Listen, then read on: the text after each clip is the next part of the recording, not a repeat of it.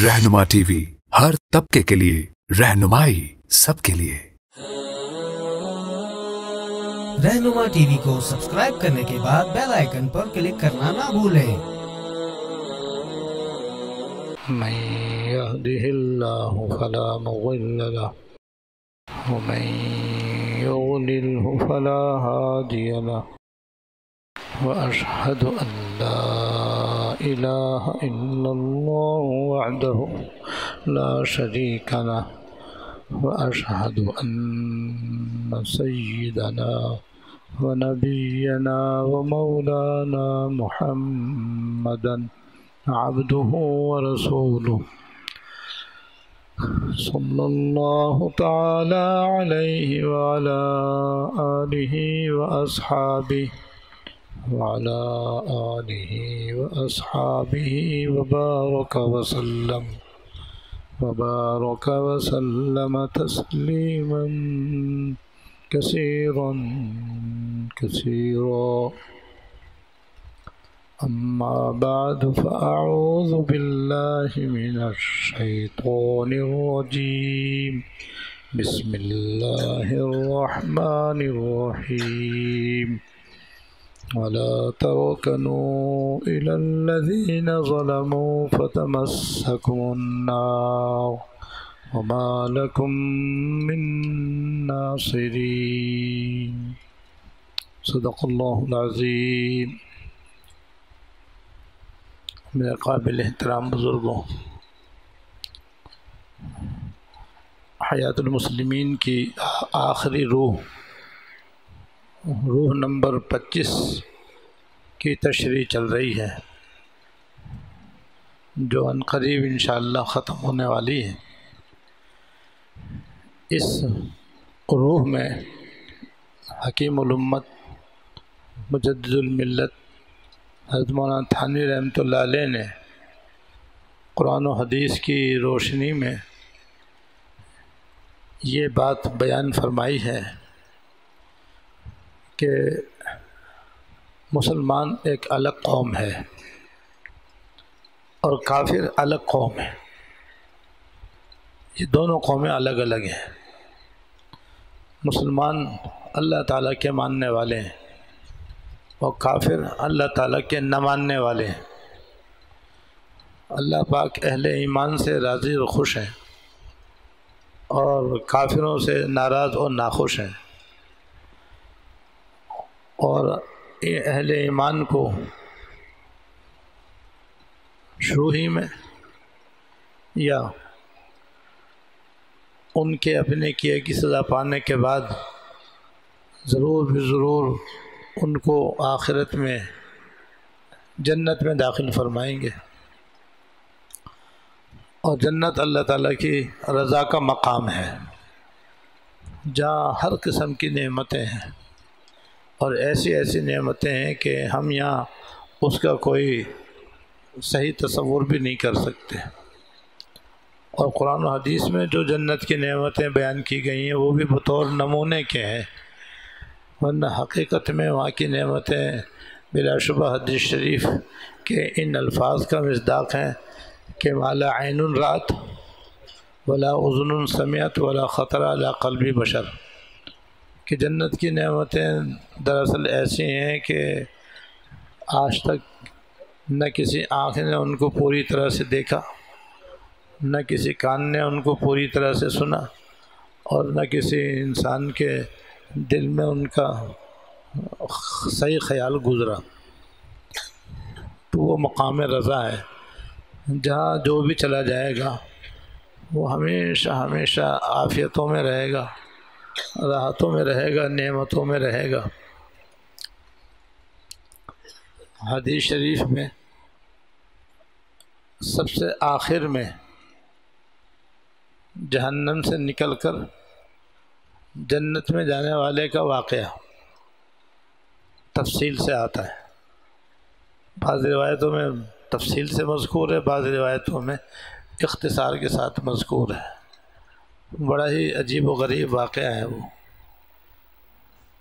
और ये उस शख्स का वाक़या है जो सबसे आखिर में जन्नत में जाएगा। باقی سب اس سے پہلے جنت میں جا چکے ہوں گے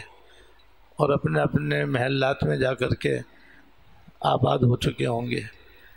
یہ سب سے آخر میں دوزخ سے نکلے گا اور پھر سب سے آخر میں جنت میں جائے گا۔ اس کا جو واقعہ حدیث میں آیا ہے اس کا خلاصہ یہ ہے کہ ایک آدمی جہنم کے اندر ہوگا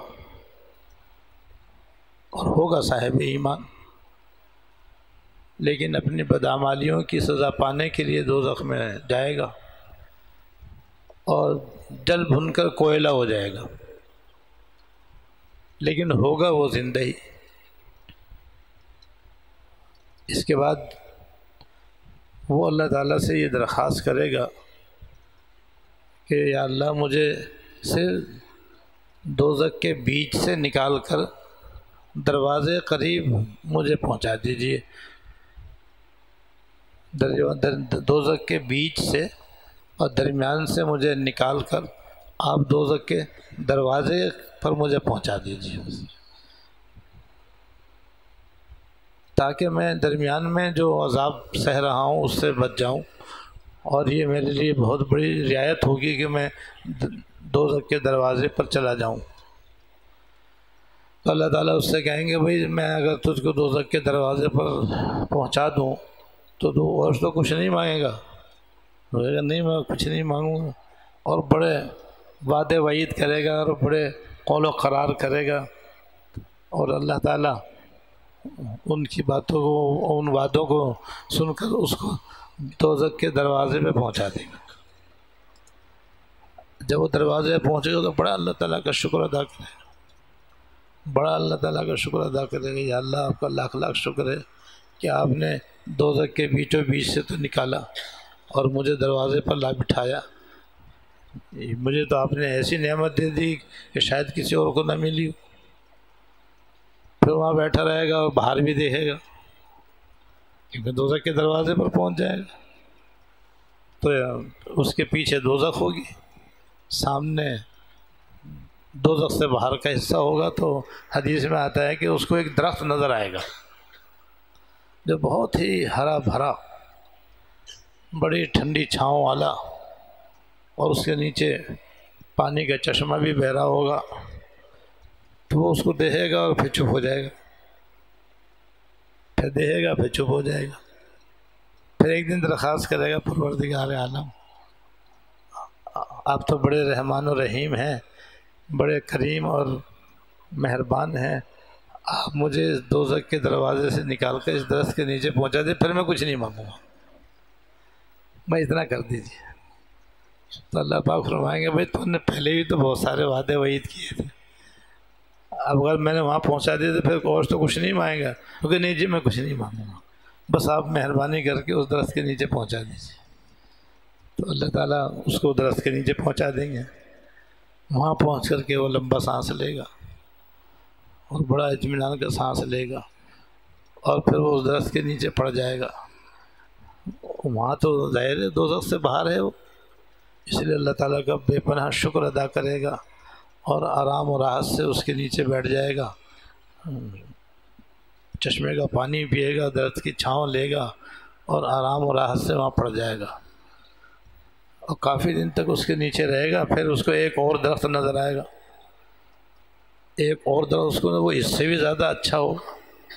اس سے بھی زیادہ وہ عمدہ ہوگا، خوبصورت ہوگا، ہرا بھرا ہوگا، اور بھی زیادہ اس میں نعمتیں ہوں گی۔ تو پھر وہ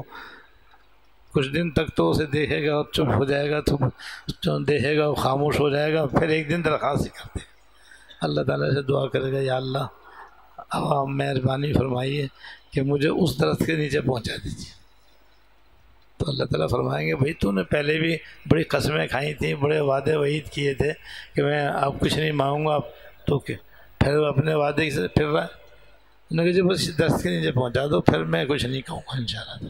اور کچھ نہیں مانگوں گا۔ بڑے وہ یقین دلائے گا، وعدے کرے گا، عہد و پیمان کرے گا، اللہ تعالیٰ اس کو اس درخت کے نیچے پہنچا دیں گے۔ وہاں جا کر کے دم ساتھ کے بیٹھ جائے گا، بڑا آرام کرے گا اور بڑے آرام و راحت سے وہاں رہے گا، شکر ادا کرے گا کہ یا اللہ آپ کا شکر ہے آپ نے دوزخ سے نکال دیا، شکر ہے آپ نے یہاں پہنچا دیا۔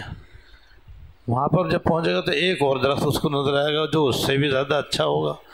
اس سے بھی زیادہ اس کا سایہ طویل ہوگا، اور راحتیں اور نعمتیں اس کے اندر اور زیادہ ہوں گی۔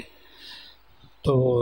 کچھ دن خاموش رہے گا، پھر اللہ تعالیٰ سے عرض کرے گا یا اللہ اب اس درخت کے نیچے پہنچا دیجیے۔ اللہ تعالیٰ فرمائیں گے بھائی تو پہلے تو کہتا ہے میں اور کچھ نہیں مانگوں گا، پھر تو کہہ دیتا ہے کہ یہاں پہنچا دو، اب میں وہاں پہنچا دوں پھر کیا کرے گا؟ مجھے کچھ بھی نہیں مانگوں گا،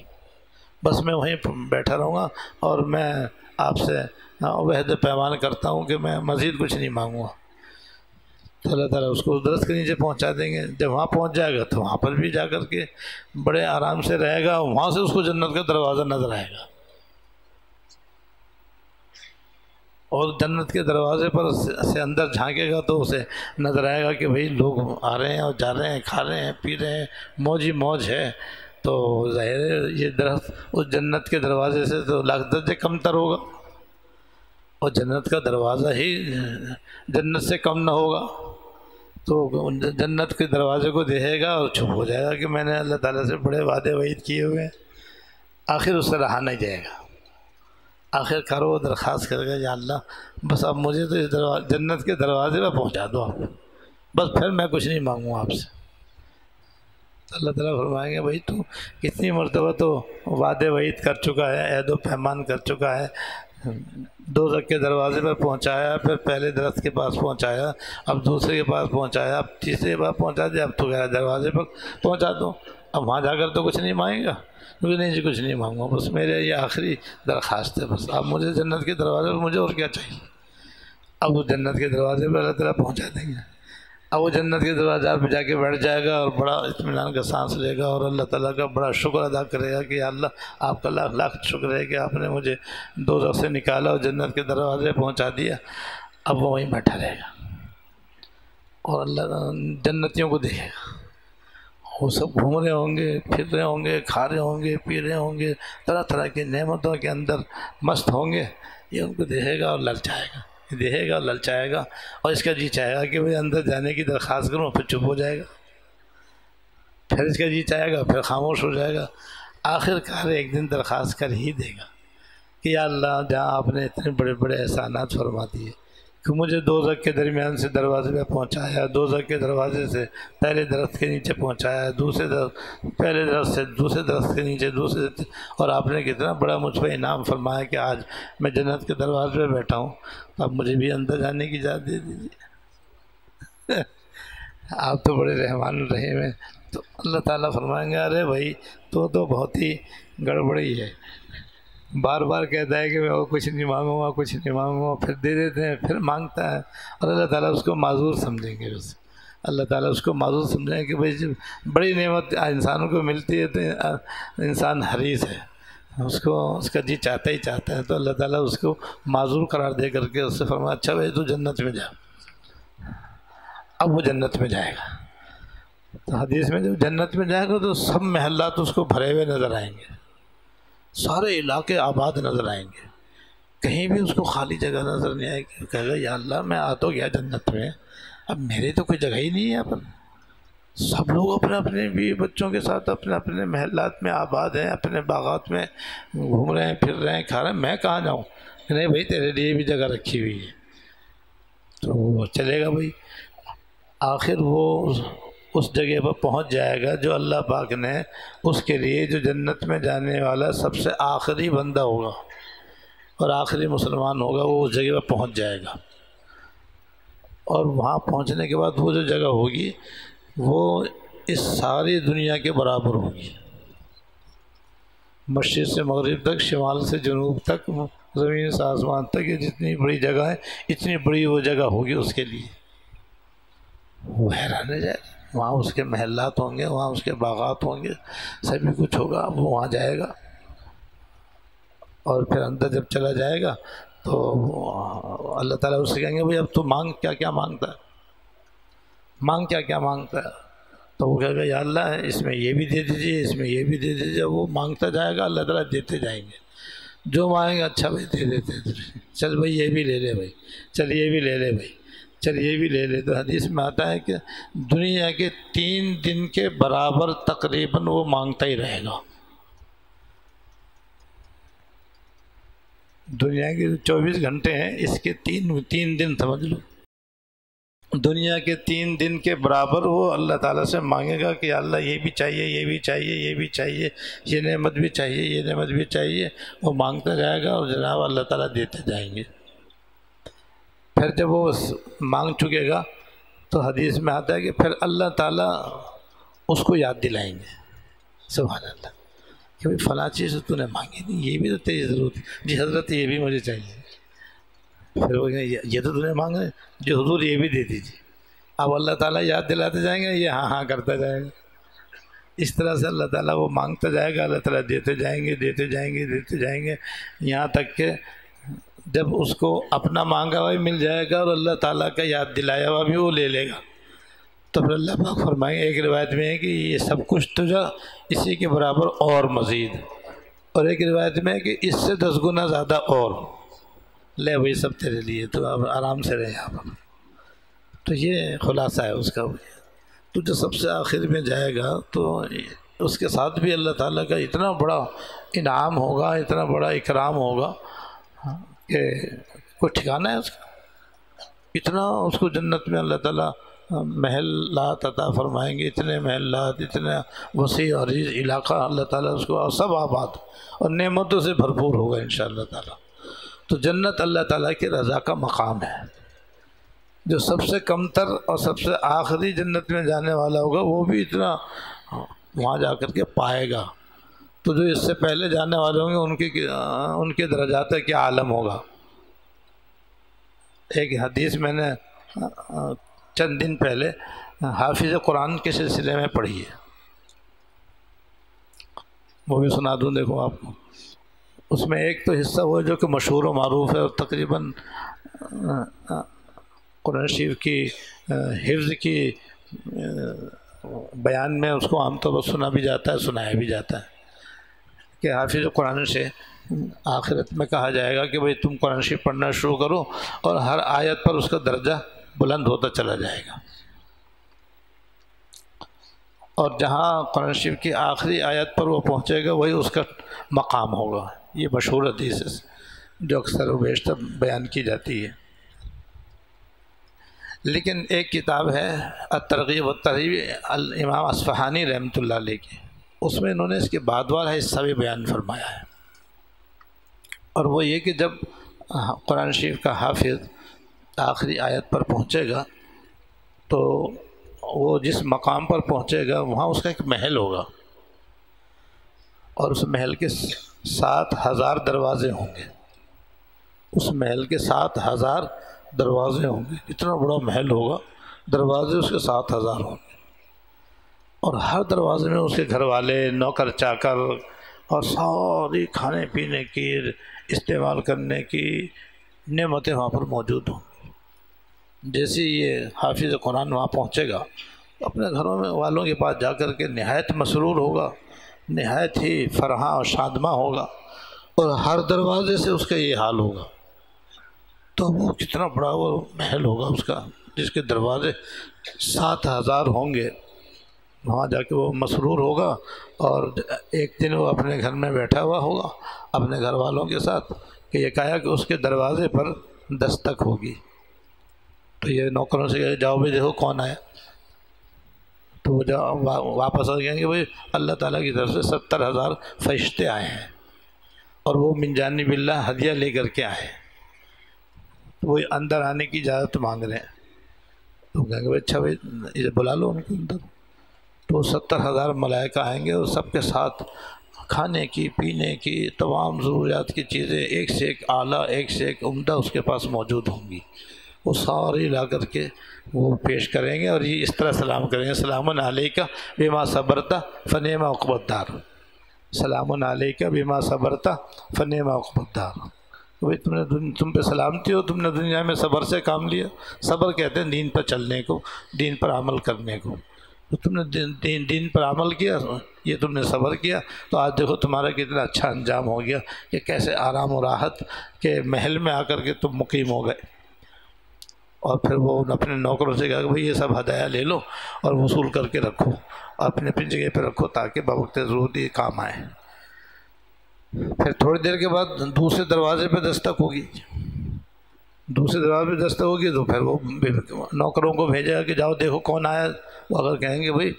اللہ تعالیٰ کی طرف سے ملائکہ آئے ہیں اور اللہ تعالیٰ کی طرف سے ہدیہ لے کر کے آئے اور اب 70,000 کے دگنے آئے ہیں، 1,40,000، اب 1,40,000 ملائکہ اندر داخل ہوں گے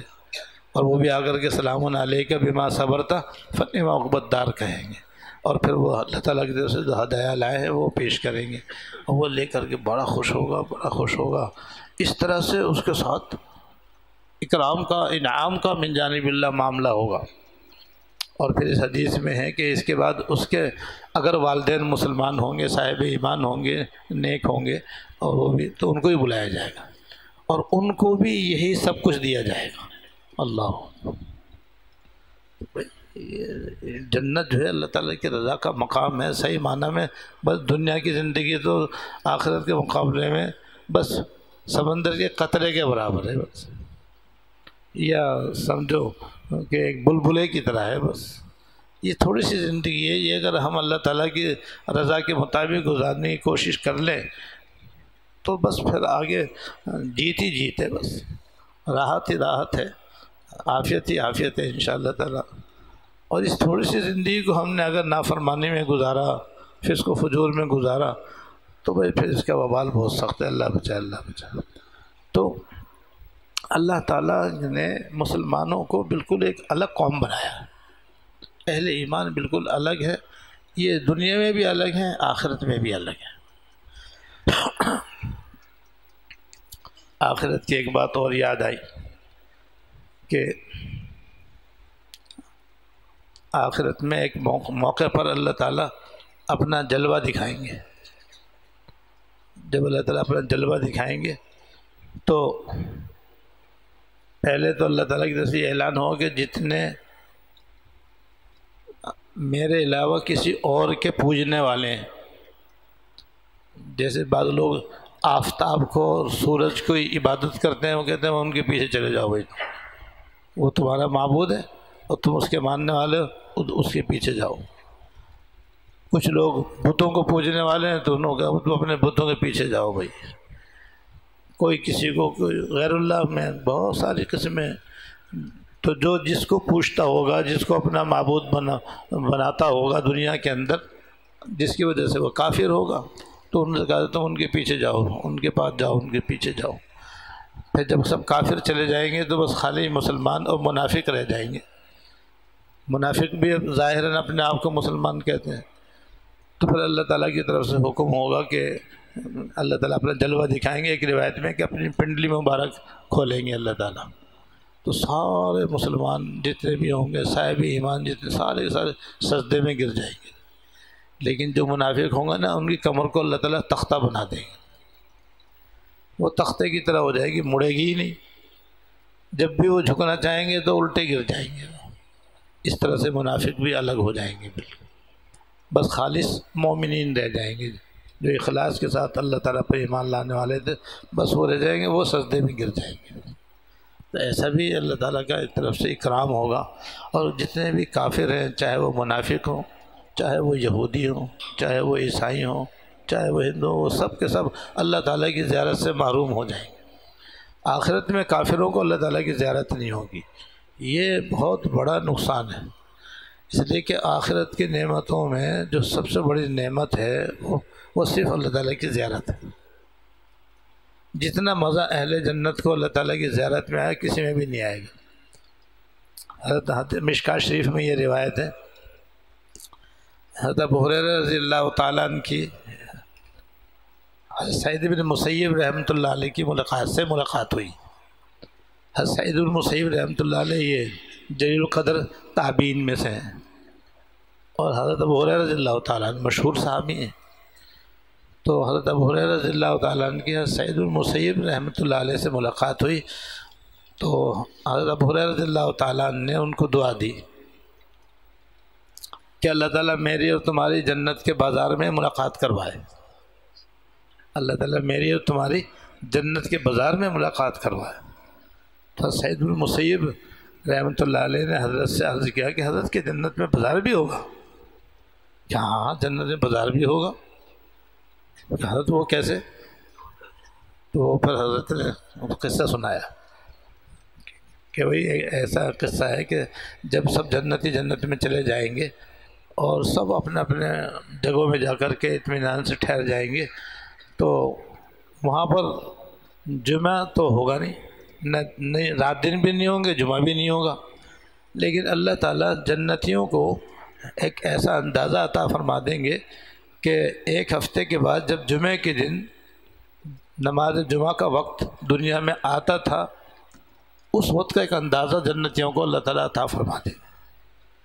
جب اندازاً وہ وقت جنت میں آئے گا تو من جانب اللہ اعلان ہوگا کہ اے جنتیوں اور اے جنت والو، سب کے سب میدان مزید میں جمع ہو جاؤ۔ میدان مزید ایک میدان کا نام ہے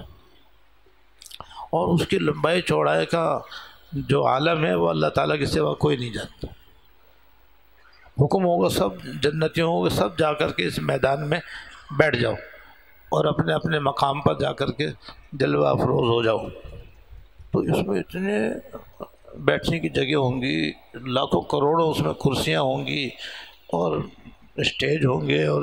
بیٹھنے کی مشک و عنبر کے ٹیلے ہوں گے بیٹھنے کے لیے۔ تو جنتی سب اپنے اپنے گھروں سے اپنے اپنے محلات سے نکل کر اپنے اپنے درجے کے مطابق اپنی اپنی جگہوں پر جا کے بیٹھ جائے گی۔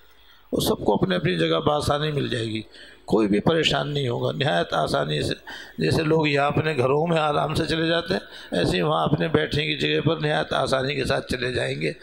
کچھ لوگ مشک و عنبر کی ٹیلوں پر بھی بیٹھے ہوئے ہوں گے، اور جب سب لوگ وہاں بیٹھ جائیں گے تو ایک ہوا چلے گی اور وہ جو مشک و عنبر کے ٹیلے ہوں گے وہ سارے مشک و عنبر ہوں گے، وہ اصلی جنت کے۔ تو وہاں سے وہ ان کو اڑا کر کے ان تمام جنتیوں کے کپڑوں اور جسم پر ایسا اس طرح لگائے گی کہ جیسے حدیث میں آتا ہے کہ جیسے دلہن کی خوشبو لگائی جاتی ہے، جیسے ایک ماہر میک اپ کرنے والی دلہن کے خوشبو رواتی ہے اور لگاتی ہے، اس سے کہیں زیادہ بہتر طور پر یہ ہوا ان جنتیوں کے جسم پر وہ مشک و عنبر لگا دے گی، جس سے پوری مجلس جو ہے نا خوشبو سے معطر ہو جائے گی۔ اور اس کے بیچوں بیچ جو ہے نا اللہ تعالیٰ کے جلوے کی جگہ ہوگی اس بیچوں بیچ۔ اور متعدد حدیثوں میں یہ مضمون آیا ہے کہ صحابہ کرام نے حضور سے پوچھا کہ ہم آخرت میں اللہ تعالیٰ کو دیکھیں گے، اچھی طرح دیکھ لیں گے؟ آپ نے فرمایا کہ یہ بتاؤ کہ اگر 14ویں رات کا چاند ہو، 14ویں رات ہو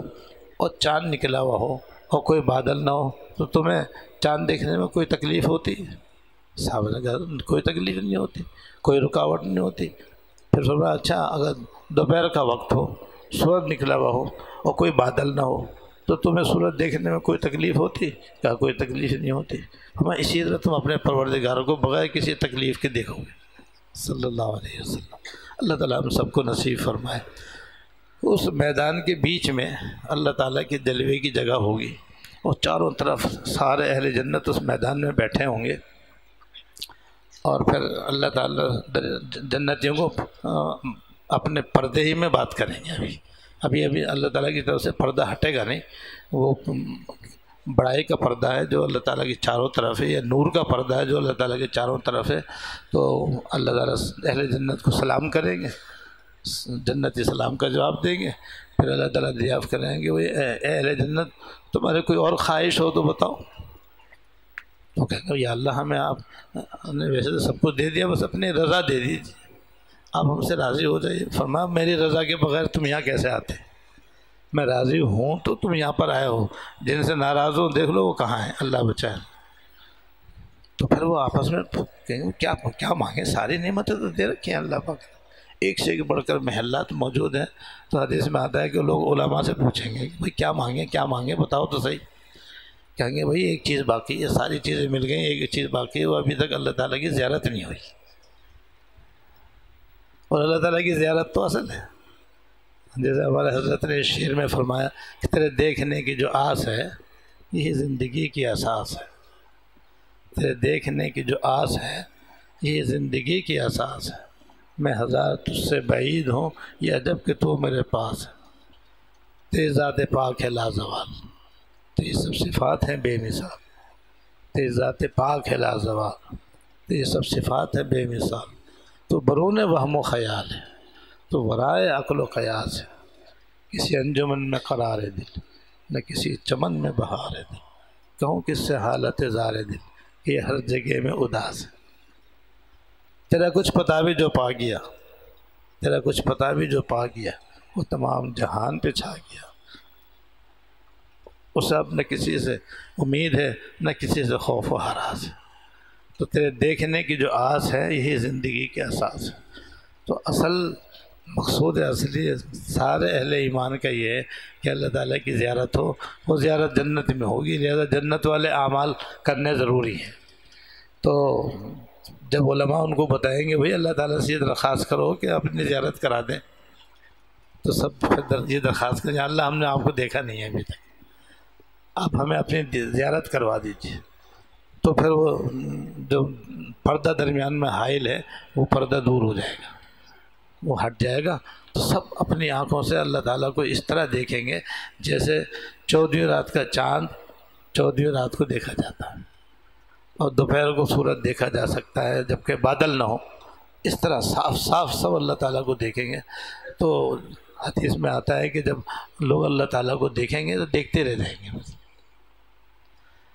اور اللہ تعالیٰ کی زیارت میں وہ لذت آئے گی، وہ لذت آئے گی، وہ لذت آئے گی کہ جنت کی ساری نعمتیں اس کے آگے ہیچ ہو جائیں گی، بالکل کم تر ہو جائیں گے، ان کا سب کا مزہ جو ہے وہ معمولی معلوم ہوگا، اور اللہ تعالیٰ کی زیارت میں جو لطف آئے گا اس کے برابر کوئی نعمت نہیں ہوگی۔ اللہ تعالیٰ ہم سب کو نصیب فرمائے، اللہ تعالیٰ ہم سب کو نصیب فرمائے۔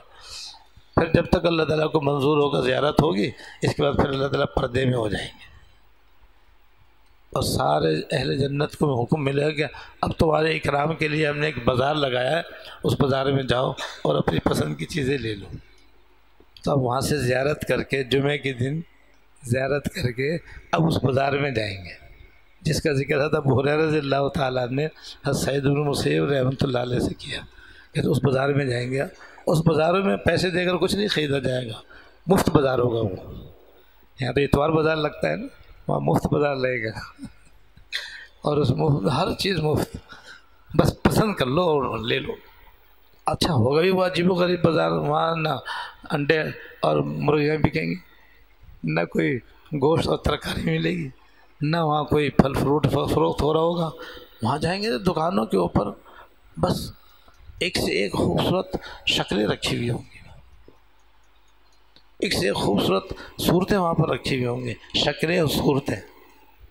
وہاں رکھی ہوئی ہوں گی۔ بس اب جنتی جائیں گے کہ بھئی یہ شکل تو بڑی خوبصورت ہے، بھائی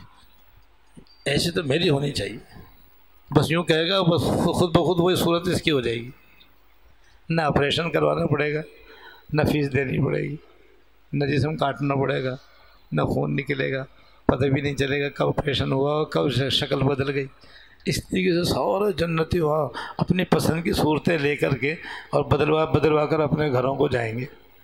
تو جب گھروں کو جائیں گے تو گھر والے کہیں گے میاں جی اب تو نئے دولہا بن کے آئے ہو، پہلے تو ایسی شکل نہیں تھی، اب تو بڑی خوبصورت شکل ہے، لیکن آپ کی بھی ایسی لگ رہی ہے، کیونکہ وہ بھی تو اللہ تعالیٰ کی زیارت کر کے آئیں گی، تو ان کی بھی شکلیں بدلی ہوئی ہوں گی۔ اس طرح ہر ہفتے نیا دولہا نئی دلہن، ہر ہفتے نیا جنتی، نئی شکل نئی صورت، اس طریقے سے وہاں پہ لطف ہوگا، اللہ تعالیٰ نصیب فرمائے۔ تو حضرت ابو ہریرہ رضی اللہ تعالیٰ نے یہ فرمایا کہ اللہ تعالیٰ میری اور تمہاری جنت کے بازار میں ملاقات کروا دے، وہاں سب ایک دوسرے سے ملیں گے، وہاں سب ایک دوسرے سے ملاقات ہوگی، اور سب ایک حدیث میں آتا ہے کہ وہاں پر ایک جنتی دوسرے جنتی سے ملے گا، جب ملے گا تو دیکھا گیا اس کے کپڑے تو بہت ہی اچھے ہیں، میرے تو ایسے نہیں ہیں، اس کا جوڑا تو بڑا اعلیٰ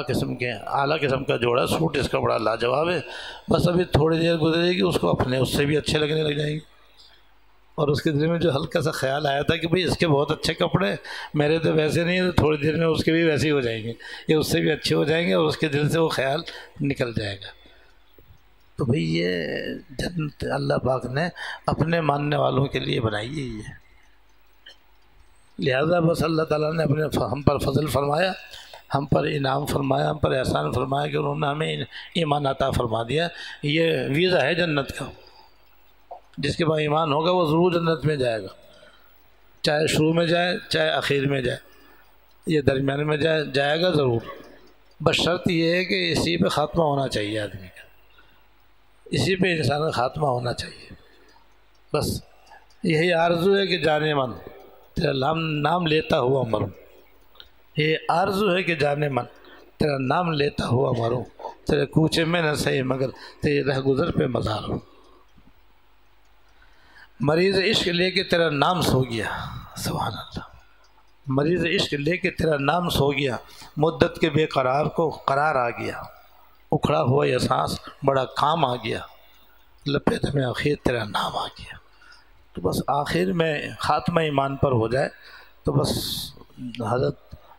مولانا مفتی محمد حسن صاحب رحمۃ اللہ علیہ جامعہ اشرفیہ لاہور کے بانی رحمہ اللہ فرمایا کرتے تھے کہ بس بھائی اپنے ایمان کو بچا کے کسی طرح قبر تک لے جاؤ، بس پھر آگے جیت ہی جیت ہے، کیونکہ آگے تو پھر رحمت ہی رحمت ہے اللہ تعالیٰ کی، بخشش ہی بخشش ہے من جانب اللہ، درگزر ہی درگزر ہے بس، کیونکہ اہل ایمان تو ان کے ہیں نا، جب ان کے ہیں تو وہ حضور کی امت میں سے حدیث میں آتا ہے کہ 70,000 بغیر حساب و کتاب کے جنت میں جائیں گے، کوئی حساب نہیں ہوگا ان سے۔ اور دوسری روایت میں یہ بھی ہے کہ ان میں سے ہر ایک کے ساتھ مزید 70,000 ہوں گے۔ اور پھر حدیث میں یہ بھی آیا ہے کہ اللہ تعالیٰ یوں ہاتھ بھریں گے اور جنت میں ڈال دیں گے۔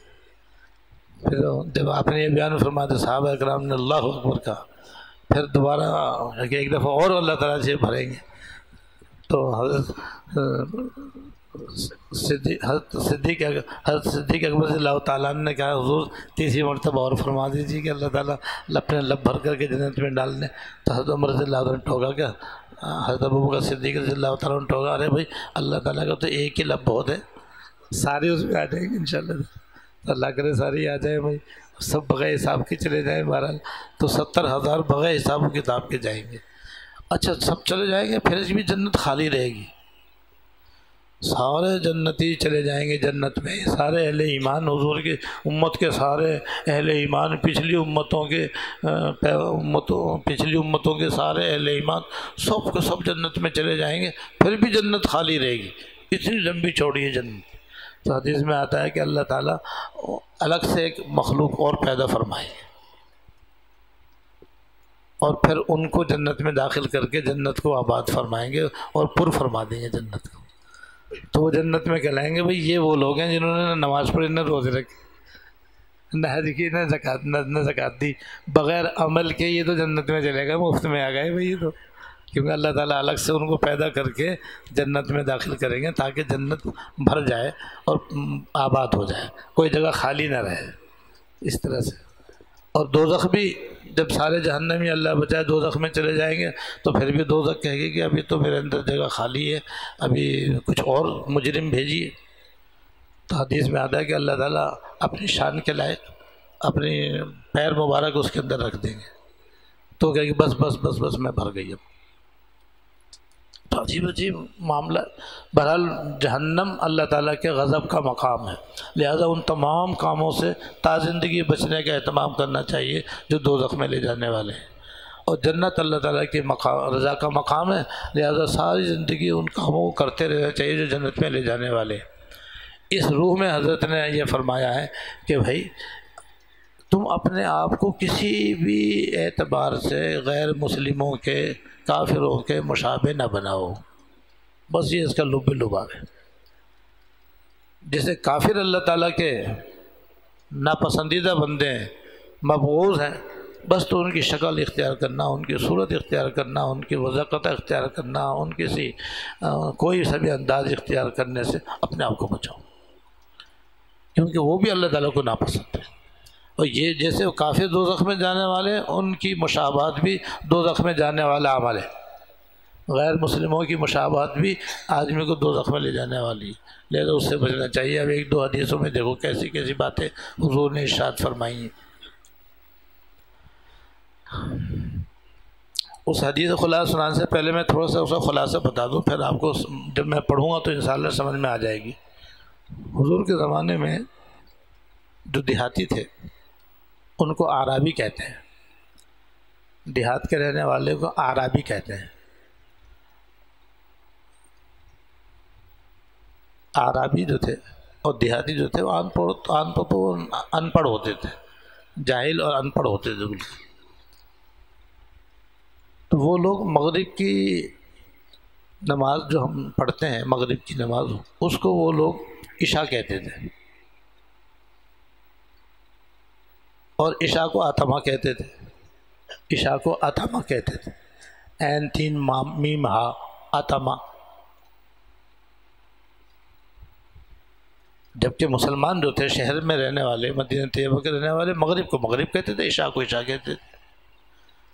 اور یہی ہمارے دین میں ہے بھی،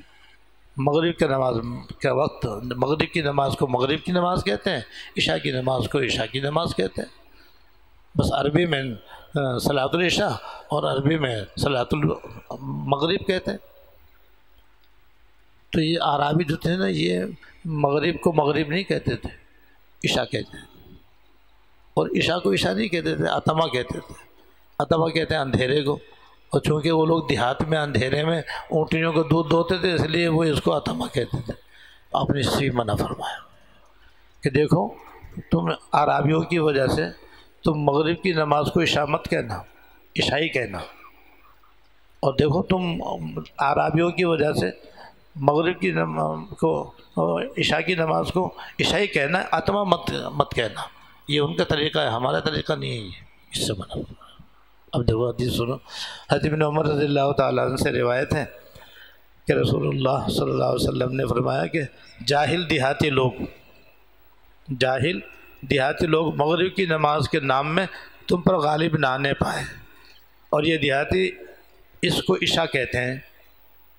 اس کو عشاء کہتے تھے، یعنی مغرب کو عشاء کہتے تھے، یعنی تم مغرب کو عشاء مت کہو بلکہ مغرب ہی کہو۔ اور یہ بھی ارشاد فرمایا کہ جاہل دیہاتی لوگ عشاء کی نماز کے نام میں تم پر غالب نہ آ جائیں، کیونکہ وہ کتاب اللہ میں عشاء ہے، کیونکہ اللہ پاک نے عشاء کا لفظ استعمال فرمایا ہے عشاء کی نماز کے لیے قرآن شریف میں۔ وہ دیہاتی اس کو اتمہ کہتے ہیں، اتمہ کہتے تھے، اس لیے اتمہ کے معنی ہے اندھیرے، یعنی اندھیرے میں اونٹوں کو دودھ دوہا جاتا تھا، اس لیے وہ اس کو اتمہ کہتے تھے، عشاء نہیں کہتے تھے۔ اس سے معلوم ہوا کہ بول چال میں بھی بلا ضرورت ان لوگوں کی مشابہت اختیار نہ کرنا چاہیے جو دین سے ناواقف ہے، اور جاہلوں اور فساق و فجار کے طرز گفتگو سے بھی اعتراض کرنا چاہیے۔ تو یہ حضرت نے اس میں سے تعلیم عطا فرما دی کہ بھئی اپنے ماحول میں چاروں طرف جو فاسق و فاجر لوگ ہیں، کافر تو ہیں ہی، جو کافر نہیں ہیں لیکن فاسق و فاجر و آوارہ بدماش دین سے دور ہیں، یا جاہل ان پڑھ قسم کے لوگ ہیں، ان کے طرح سے گفتگو کرنا مت اختیار کرو، ان کا سا انداز گفتگو اور ان کا سا انداز بولنے کا سا انداز اختیار نہ کرو۔ بعض لوگ صحبت میں رہنے کی وجہ سے، قریب رہنے کی وجہ سے انہی کی طرح سے بولنا شروع کر دیتے ہیں، انہی کی طرز کو پسند کرنا شروع کر دیتے ہیں، تو ان کی یہ طرز بھی ناپسندیدہ ہے اور اس سے بھی بچنے کا حکم ہے۔ اللہ تعالی ہم سب کو اپنے فضل سے، اپنے کرم سے کافروں کی مشابہت سے بھی اور فاسقوں کی مشابہت سے بھی، عورتوں کو مردوں کی مشابہت سے، مردوں کو عورتوں کی مشابہت سے بچنے کی توفیق عطا فرمائے۔ آخر دعوانا اللہم لک الحمد لا نحصی ثناء علیک انت کما اثنیت علی نفسک، اللہم لک الحمد لا نحصی ثناء علیک انت کما اثنیت علی نفسک، اللہم صلی علی سیدنا مولانا محمد وعلی آل سیدنا مولانا محمد وبارک وسلم۔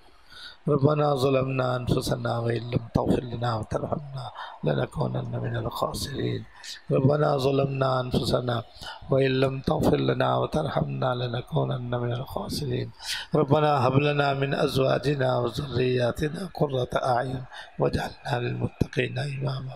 ربنا هب لنا من أزواجنا وذرياتنا قرة أعين واجعلنا للمتقين إماما